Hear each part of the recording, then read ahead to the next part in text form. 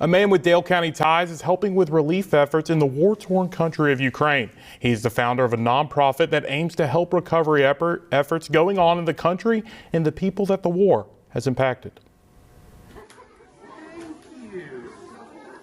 Stephen Rollins started to see videos and images from the war in Ukraine and decided to pack up his things and fly over there to help.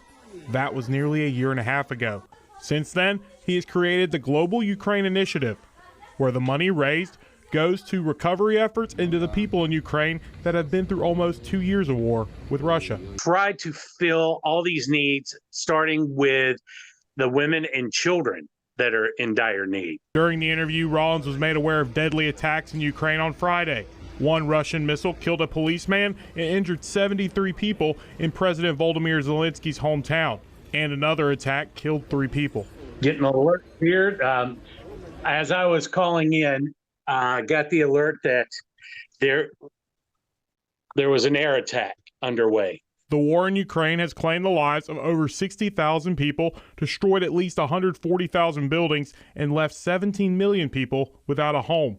Rollins says one of the biggest needs right now he is seeing on the relief end comes in the form of medical supplies. Our first focus is trying to help get emergency supplies to those that are still in critical endangered areas, which he says is a critical need, but other needs still remain. But there's also non-perishable food items. Colder weather will soon start coming, to the region. So we're going to try to start getting some warmer clothes. Another focus involves helping people that want to evacuate the country, which comes with its own challenges, as some want to leave the war-torn country, but others feel like they are letting Russia win the war if they leave, or they don't want Russian soldiers to loot their homes. We're trying to get as many people that want to flee the endangered areas as possible. The problem that you run into is the Ukrainian people are very proud people, and they feel like if they flee their home, they're letting Russia win. Rollins is currently back in the state of Alabama, where he's working with a Baptist church in Fort Payne, gathering donations that will be used for relief.